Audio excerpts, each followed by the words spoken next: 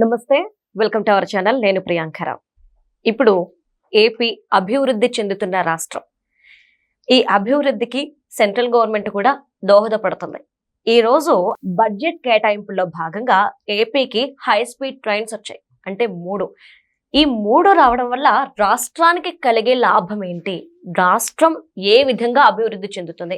ఎందుకంటే చంద్రబాబు నాయుడు గారు వెంటనే ప్రెస్ మీట్ పెట్టి మరి తిరుపతి అభివృద్ధి చెందబోతుంది ఈ హై స్పీడ్ ట్రైన్స్ రావడం వల్ల. ఇది 10,134 కోట్ల రూపాయలు వెచ్చిస్తున్నారు ఏపీలో రైల్వేకి సంబంధించి అని చెప్పేసి. మరి దీనివల్ల లాభం ఏంటి అనేది తెలుసుకుందాం. అండ్ ఎక్కడి నుండి ఎక్కడికి ఎంత స్పీడ్లో వెళ్తుంది, ఎన్ని గంటల్లో మనం ప్రయాణం ముగుస్తుంది అనేది కూడా తెలుసుకుందాం. మనతో మాట్లాడడానికి ప్రముఖ పొలిటికల్ అనలిస్ట్ అప్పసాని రాజేష్ గారు ఉన్నారు. ఆయన అడిగి తెలుసుకుందాం. నమస్కారం సార్. నమస్కారం సార్. అంటే హైదరాబాద్ నుండి విజయవాడ వెళ్ళాలంటే వయా గుంటూరు అయితే గనక మనకి 4.5 hours అట్లా పడుతుంది. అదే ఖమ్మం మీద నుండి వెళ్ళాలంటే గనక 6 hours పడుతుంది. అంటే దీన్ని కూడా తగ్గించే ప్రయత్నం ఈ రోజు జరిగింది అని చెప్పేసి తెలుస్తుంది. అంటే ఏవైతే హై స్పీడ్ ట్రైన్స్ ఏపీకి కేటాయించారో ఈ ఏపీ మీదుగా వెళ్ళడం వల్ల ఈ జర్నీ టైం కూడా తగ్గిపోతుంది. అలానే దీనివల్ల రాష్ట్రంలో కూడా కొన్ని అభివృద్ధి పనులు చేపట్టడానికి సహకారం ఉంటుంది అని చంద్రబాబు నాయుడు గారు ప్రెస్ మీట్ పెట్టి చెప్పారు. తర్వాత అశ్విని వైష్ణవ్ గారు కూడా చెప్పారు. అంటే ఏ విధంగా లాభం చేకూరుతుంది అండ్ ఈ హై స్పీడ్ ట్రైన్స్ ఎక్కడి నుండి ఎక్కడి వరకు ఉన్నాయి? ఇప్పుడు వాస్తవంగా సాంకేతిక పరిజ్ఞానం, ఆ సాంకేతిక కొత్త కొత్త ఇన్వెన్షన్స్ అవి ప్రజలకు మెరుగైన సేవల రూపంలో అందుబాటులోకి రావటం, దాని ఇంపాక్ట్ అన్ని రంగాల్లో ఎలా అయితే కొత్త కొత్త మార్పు చేర్పులు చూస్తూ ఉన్నామో రవాణా రంగంలో ముఖ్యంగా రైల్వేల్లో కూడా ఆ మార్పు చేర్పులు చూస్తూ ఉన్నాం. మీకు తెలీదు కానీ మేము చూసాం. మాకు తెలిసిన రోజుల్లో బొగ్గింజిన్లతోటి మీటర్ గేజ్ రైల్వే లైన్ ఉండేవి. తర్వాత రోజుల్లో ఆ మీటర్ గేజ్ లైన్స్ మొత్తం కూడా బ్రాడ్ గేజ్ చేశారు. బ్రాడ్ గేజ్ చేసి ఈ బొగ్గింజిన్ల స్థానంలో డీజిల్ అంటే మంచి హార్స్ పవర్ కలిగిన ఇంజిన్లు వచ్చినాయి. దాంతో మీటర్ గేజ్ నుంచి ఎప్పుడైతే బ్రాడ్ గేజ్ గా మారిందో ప్రయాణ వేగం పెరిగింది. అదే సందర్భంలో ఇంజిన్ కెపాసిటీ కూడా పెరగటంతో ఎక్కువ కంపార్ట్మెంట్లు, లెంతీ ట్రైన్స్ కూడా రావటం మొదలైనవి. అది ప్రయాణికులకి ఉపయోగపడింది, సరుకు రవాణాకు కూడా ఉపయోగపడింది. ఆ తర్వాత రోజుల్లో ఈ డీజిల్ ఇంజిన్ల స్థానంలో ఎలక్ట్రిక్ కనెక్టివిటీ వచ్చింది. ఆ తర్వాత చూస్తూ ఉండగానే కొత్త కొత్త రూట్లు ఫామ్ అయినాయి. మొదట్లో సింగిల్ లైన్స్గా ఉండేవి, అవి క్రమంగా ఎలక్ట్రిఫికేషన్ జరిగింది. ఆ తర్వాత ఇప్పుడు డబులింగ్ లైన్లు జరుగుతూ ఉన్నాయి. దాంతో ఏమైందంటే ప్రజలకి వేగవంతమైన ప్రయాణం అందుబాటులోకి వస్తూ ఉంది. అదే క్రమంలో మెరుగైన సౌకర్యాలు కూడా అందుబాటులోకి వస్తూ ఉన్నాయి. పెరుగుతున్న సాంకేతిక పరిజ్ఞానం నేపథ్యంలో ప్రయాణం ప్రజలకి అందుబాటులోకి వచ్చింది. ఒకప్పుడు మాకు గుంటూరు నుంచి లేదంటే తెనాలి ప్రాంతం నుంచి హైదరాబాద్ రావాలి అని అంటే మార్నింగ్ రేపల ప్యాసింజర్ అని ఉండేది. దాన్ని పులిహార బండి అనేవాళ్ళు. అంటే ఉదయం పూట పులిహార వండుకొని ఆ ట్రైన్ ఎక్కితే సాయంత్రానికి దిగుతారు. కనిపించిన ప్రతి స్టేషన్లో ఆక్కుంటూ వచ్చేది. తర్వాత అదే ప్రయాణం ఇవాళ మార్నింగ్ లింగపల్లి విజయవాడ ఇంటర్సిటీ ఉంటుంది, దాన్ని ఎంప్లాయీస్ ట్రైన్ అంటారు. సికింద్రాబాద్ లో బయలుదేరితే less than 4 hours Guntur reach అవుద్ది. మార్నింగ్ 9:30 లోపు రీచ్ అయిపోతాం. మళ్ళీ ఈవినింగ్ 6:15కి ట్రైన్ ఉంది అటు నుంచి, సేమ్ అదే ట్రైన్. నైట్కి వచ్చేస్తామంటే 9:30కి దిగి అక్కడ డే టైం మన పనులన్నీ చూసుకొని మళ్ళీ ఈవినింగ్ ట్రైన్ ఎక్కి ఉదయం బయలుదేరి సాయంత్రానికి మళ్ళీ హైదరాబాద్ తిరిగి రాగలుగుతాం. లేదంటే అటువైపు నుంచి మార్నింగ్ పల్నాడు అని ఉంటుంది, దానికి బయలుదేరి వచ్చి మళ్ళా ఈవినింగ్ ఇంకో ట్రైన్కి వెళ్ళిపోగలిగే వెసులుబాటు వాళ్ళ ప్రయాణ సాధనలు అందుబాటులోకి వచ్చినాయి. ఇదే క్రమంలో ఈ మధ్యకాలంలో వచ్చిన వందే భారత్ రైళ్లు, గరీబ్ రథ్ రైళ్లు, అలాగే టోటల్ ఏసీ, తర్వాత అమృత భారత్ రైళ్లు, కొత్త కొత్త రైళ్లు ప్రజలకు అందుబాటులోకి వస్తూ ఉన్నాయి. వందే భారత్ రైళ్లు మరింత వేగంగా ప్రయాణించగలిగే ట్రైన్స్ అవి. అయితే ఇక్కడ గమనించాల్సింది ఏంటంటే నీకు బాగా వేగంగా వెళ్ళే ట్రైన్ ఉంది కానీ దానికి తగిన ట్రాక్, దానికి తగిన బ్రిడ్జెస్, అదే సందర్భంలో ఒక ట్రైను కొంచెం స్లోగా వస్తూ ఒకే ట్రాక్ మీద వెళ్ళాలి కదా. దీని ముందు వెళ్ళే ట్రైను కొంచెం మెల్లగా వెళ్ళే గూడ్స్ ట్రైను, లేదు ఇంకొంచెం పాసింజర్ సర్వీస్ వెళ్తూ ఉన్నప్పుడు ఇది ఇంత స్పీడ్తో వెళ్ళే ట్రైను అదే ట్రాక్ మీద ట్రావెల్ చేయాలి అన్నప్పుడు కొన్ని సంక్లిష్ట పరిస్థితులు ఉంటాయి.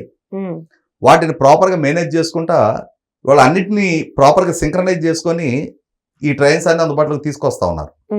ఇదే క్రమంలో మీరు ప్రస్తావించిన బుల్లెట్ ట్రైన్స్, ఈ బుల్లెట్ ట్రైన్స్ వచ్చేటప్పటికి 350 కిలోమీటర్ల వేగంతో ప్రయాణించే ట్రైన్స్ అవి ఈ రెగ్యులర్ రైల్వే ట్రాక్స్ మీద కాకుండా ఎలివేటెడ్ కారిడార్స్, వాళ్ళ హైదరాబాద్ నుంచి చెన్నైకి ఒక రూటు, చెన్నై నుంచి బెంగళూరుకి, బెంగళూరు నుంచి హైదరాబాద్కి.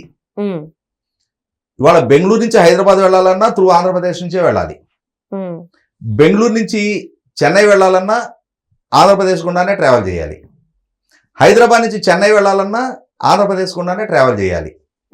దాంతో ఏమవుతుంది, ఇవాళ హైదరాబాద్ నుంచి 3 రైళ్లు, హైదరాబాద్ నుంచి 2 రైళ్లు, ఒకటి బెంగళూరుకి, ఒకటి చెన్నైకి. చెన్నైకి సంబంధించి 2 రైళ్లు, ఒకటి హైదరాబాద్కి, ఒకటి బెంగళూరుకి. బెంగళూరుకి సంబంధించి 2 రైళ్లు, ఒకటి హైదరాబాద్కి, ఒకటి చెన్నైకి. కానీ ఆంధ్రప్రదేశ్కి మాత్రం 3 రైళ్లు. ఎందుకంటే ఇవాళ హైదరాబాద్ నుంచి వెళ్ళే 2 ఆంధ్రప్రదేశ్ గుండానే ట్రావెల్ చేయాలి. చెన్నై నుంచి ట్రావెల్ చేసేవి ఆంధ్రప్రదేశ్ నుంచే ట్రావెల్ చేయాలి. కాబట్టి ఆంధ్రప్రదేశ్ రాష్ట్రం ఇవాళ ఉత్తరాదికి దక్షిణాదికి అనుసంధానంగా ఇవాళ నేషనల్ హైవేస్ అయినా, ఇవాళ Calcutta Chennai main railway tracks అయినా, ఏదైనా ప్రధానంగా 976 కిలోమీటర్ల ఆంధ్రప్రదేశ్ తీర ప్రాంతం నుంచే వెళ్ళాలి. దాంతో ఇవాళ ఏ కనెక్టివిటీ, ఏ రాష్ట్రం నుంచి ఏ రాష్ట్రానికి ట్రైన్ సర్వీసు కొత్తగా కనెక్టివిటీ ఇవ్వాలి అన్నా కూడా అది ప్రధానంగా ఆంధ్రప్రదేశ్ రాష్ట్రానికి ఒక అడ్వాంటేజ్. ఇవాళ ఈ సర్వీస్ రావటం వల్ల ఏమవుతుంది, లక్షల కోట్ల రూపాయల ఎకనామిక్ యాక్టివిటీకి ఆస్కారం ఉంది. ఇవాళ కాంట్రాక్టర్ ఎవరైనా కానీ కేంద్ర ప్రభుత్వం ఫండింగ్ చేస్తుంది. ఆ కేంద్ర ప్రభుత్వం ఫండింగ్ తోటి ఆ కాంట్రాక్టర్ సంస్థ రాష్ట్రంలో ఆ ప్రాజెక్ట్ ఎగ్జిక్యూట్ చేసే క్రమంలో రాష్ట్రంలో ఎంతో కొంతమందికి ఉపాధి కల్పన జరుగుద్ది కదా, అక్కడ ఎంతో కొంతమందిని పనిలో కుదుర్చుకుంటారు కదా. ఆ క్రమంలో ఆ ట్రాక్ ఫార్మేషను, అంటే ఆ ట్రైన్ ఆపరేషన్లోకి వచ్చేటప్పటికి బోల్డ్ డబ్బులు ఇన్వెస్ట్ అవుతాయి, ఒక ఎకనామిక్ యాక్టివిటీ జరుగుద్ది. దీనికి తోడు ఇవాళ హైదరాబాద్ నుంచి అమరావతి 1 అవర్లో రీచ్ అవ్వగలుగుతాం. అంటే ఏమవుద్ది నీకు, ఇవాళ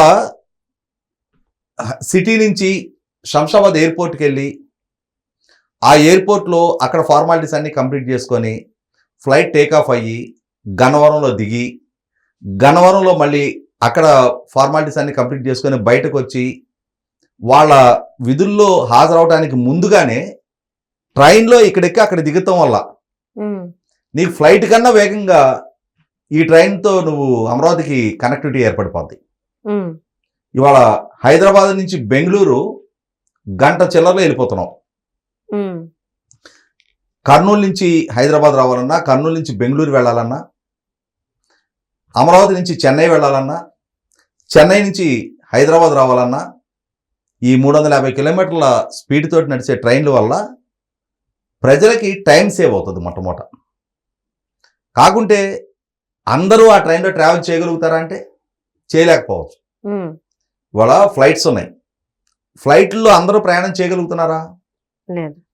సో ఎవరికైతే ఎఫర్డబిలిటీ ఉంటుందో, ఎవరికైతే నేను పెట్టే ఖర్చు కన్నా నాకు టైమే ముఖ్యము, నేను గంటలు ట్రైన్లోనో బస్సులోనో నేను ట్రావెల్ చేయలేను, నాకు నా విధులకి హాజరు కావాల్సిన అవసరం రీత్యా నేను వేగంగా ప్రయాణించాలని చెప్పని కోరుకునే వాళ్ళు ఉంటారో వాళ్ళకి ఈ విధమైన, అంటే ఈ 350 కిలోమీటర్ స్పీడ్తో వచ్చే ఈ ట్రైన్స్ చాలా అందుబాటులోకి వస్తాయి. బహుశా మనం ఊహించని 350 కిలోమీటర్ల వేగం గురించి ఇప్పుడు మాట్లాడుకుంటున్నాం. రీసెంట్గా చైనాలో 500 కిలోమీటర్ల పైగా స్పీడ్ తోటి నడిచే ట్రైన్లు టెస్ట్ చేసినట్టుగా విన్నాం మనం. దాన్ని ఆ ట్రయల్ రన్ వీడియో పెట్టారు. ఇట్లా చూసేలోపు వెళ్ళిపోయింది ట్రైన్. అది మన కను రెప్పకొట్టేలోపు మన కన్నా ముందు నుంచి వెళ్ళిపోయింది ఆ వీడియోలో. 500 కిలోమీటర్ల పైగా స్పీడ్ తోటి వెళ్తుంది అది. మరి బహుశా ఇవన్నీ ఎగ్జిక్యూట్ అయ్యే టైంకి ఆ పరిజ్ఞానం అందుబాటులోకి వస్తుందేమో ఇంకా వేగంగా. మనకేమవుతుందంటే జనరల్గా ఇప్పుడు నేను ట్రైన్లో హైదరాబాద్ నుంచి ఢిల్లీ ట్రావెల్ చేశాను. ఓకే. ఒక్కొక్క ట్రైన్ కొన్ని 22 గంటల్లో వెళ్తాయి, కొన్ని 24 గంటలు వెళ్తాయి, కొన్ని 26 గంటలు, కొన్ని 28 గంటలు వెళ్ళే ట్రైన్స్ కూడా ఉన్నాయి. అవును సార్. ట్రైన్లో వెళ్ళినప్పుడు మనం మైండ్ సెట్ దానికి ఆల్రెడీ ప్రిపేర్ అయిపోయి ఉంటాం మనం. సో మనం ఇప్పుడు ఎక్కాం, ఇక్కడే తినాలి, ఇక్కడే పడుకోవాలి, తెల్లారేటప్పటికి మనం అక్కడికి వెళ్తామనేది ఒక మెంటల్గా మనం ప్రిపేర్ అయి ఉంటాం. ఫ్లైట్ 2 అవర్స్లో వెళ్తాం హైదరాబాద్ నుంచి ఢిల్లీ. అవును సార్. కానీ ఏమవుతుందంటే 2 గంటలే ఇంకా అవ్వలేదా అనిపిస్తుంటది. మనం వాచ్ చూసుకుంటుంటాం. కొన్ని ఫ్లైట్స్ లో ఆ ఫ్లైట్ అంటే GPS ట్రాకింగ్ మన స్క్రీన్ మీద కనిపిస్తూ ఉంటది. ప్రతిసారి చూసుకుంటుంటాం ఇంకెంతసేపట్లో వెళ్తాం మనం ఢిల్లీకి అని చెప్పని. అంటే 2 గంటలకే. అలాగే మనిషి కూడా ఏమనిపిస్తుందంటే సాధనాలు అందుబాటులోకి వచ్చే కొంది, సౌకర్యాలు మెరుగుపడే కొంది మనిషిలో పేషెన్స్ కూడా తగ్గిపోతా ఉంది. దాంతో ఒకవేళ మనకు అప్పట్లో ఏదో మనం పురాణాల్లో చదువుకున్నట్టుగా దివ్య దృష్టితోటి ఇక్కడ మాయమై అక్కడ ప్రత్యక్షం అయ్యే పరిజ్ఞానం అందుబాటులోకి వస్తే అది కూడా ఇంకా మనకు బోర్ అని అనిపించుద్ది. ఇవాళ 4 గంటల్లో హైదరాబాద్ నుంచి గుంటూరు వెళ్ళే ఫెసిలిటేషన్ అందుబాటులోకి వచ్చిన తర్వాత కూడా అందులో కూర్చున్న తర్వాత 4 గంటలు ఎప్పుడైపోతాయో అనిపిస్తుంటది మనకి. సో మనలో ఆ పేషెన్స్ లెవెల్స్ తగ్గే కొంది ఇవాళ మనకి ఆ ప్రయాణ సాధనాలు కూడా అంత అడ్వాన్స్డ్ టెక్నాలజీ కూడా అందుబాటులోకి వస్తూ ఉంది. చూద్దాం రేపు రోజుని గంటలో ప్రయాణించే ఆ సౌకర్యం మరి మేము చూసే టైంలోనే అందుబాటులోకి వచ్చుద్దా, లేదు మీరు ఎంజాయ్ చేస్తారో చూడాలి దాన్ని మరి. Right. Thank you so much sir.